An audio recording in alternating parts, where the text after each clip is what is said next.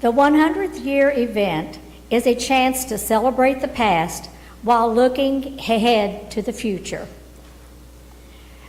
In the 1920s, the Speed Community House was the social center of the community.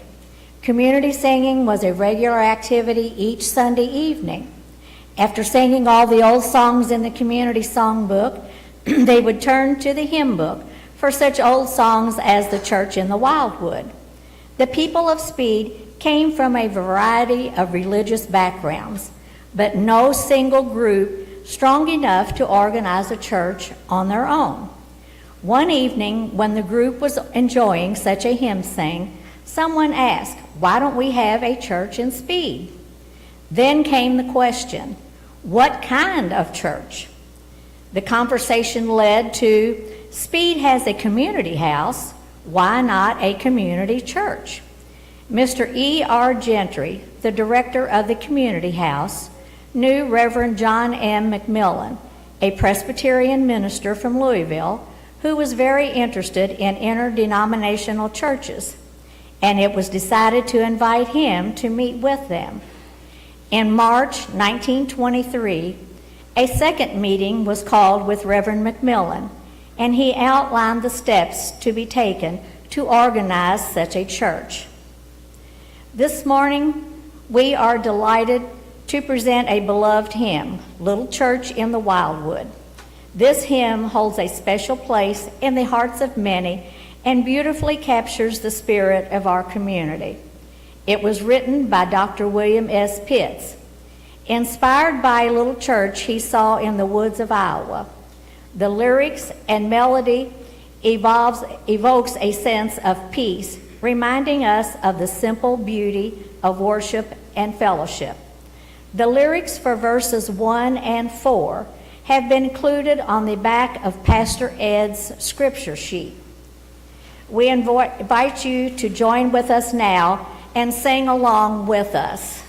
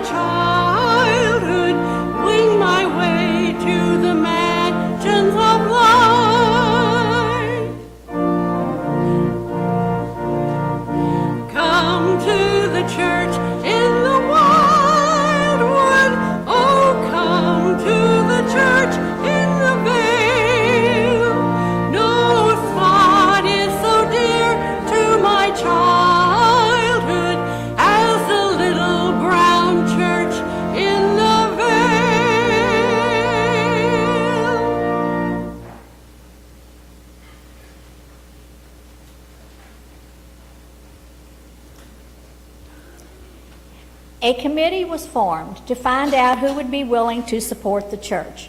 The committee completed its work, and another general meeting was called in May of 1923, and it was reported that about $2,400 could be raised locally.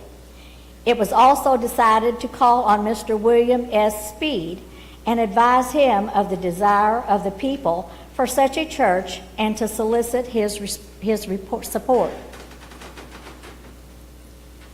On June the 1st, 1923, Mr. Speed announced that he and his sister, Mrs. Olive Speed Sackett, and the Louisville Cement Company, would build a church in memory of their father, James Breckenridge Speed, who was the first president of Louisville Cement Company.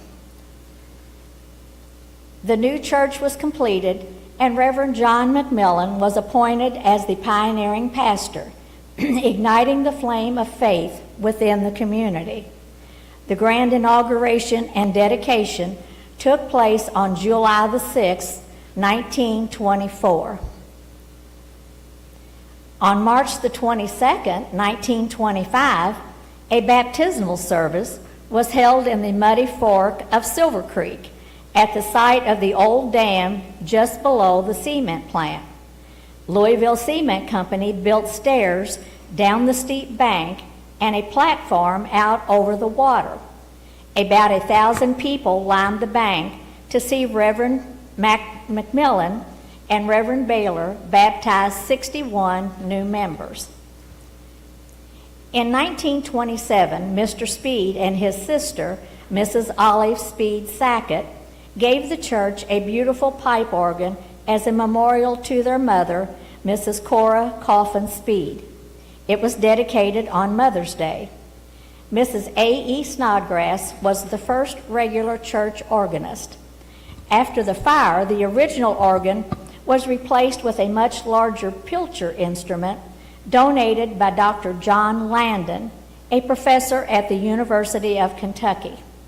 Dr. Landon had assembled it from parts of an organ salvaged from the First Christian Church in Jeffersonville after the 1937 flood, and another organ damaged in another fire.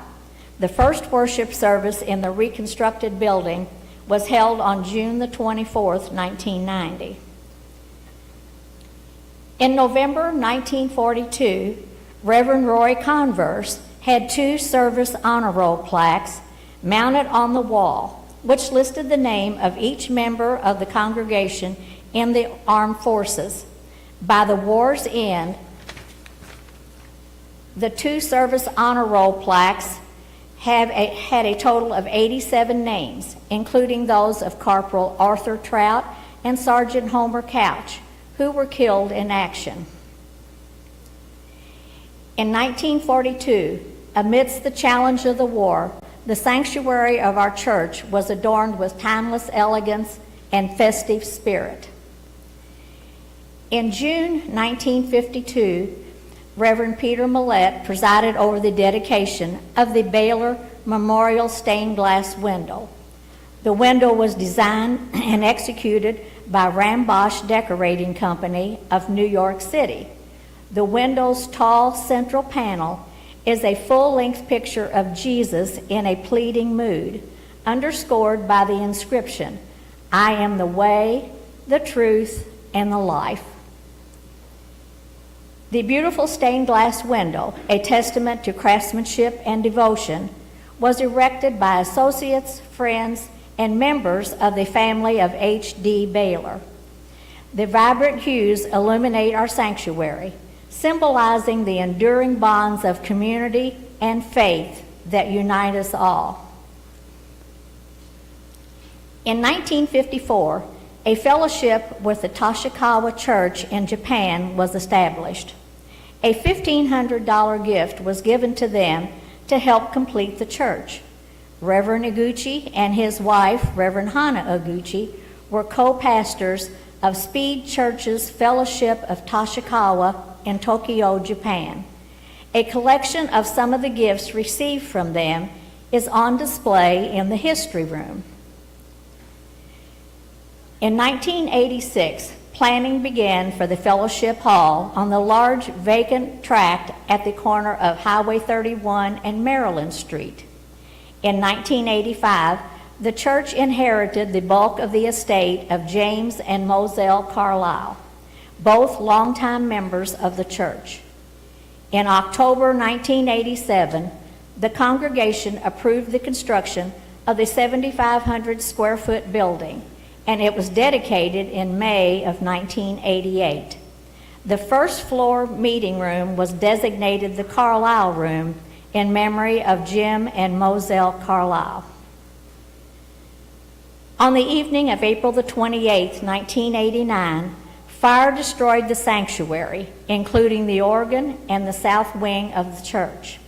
8 fire departments battled the blaze for over 2 hours.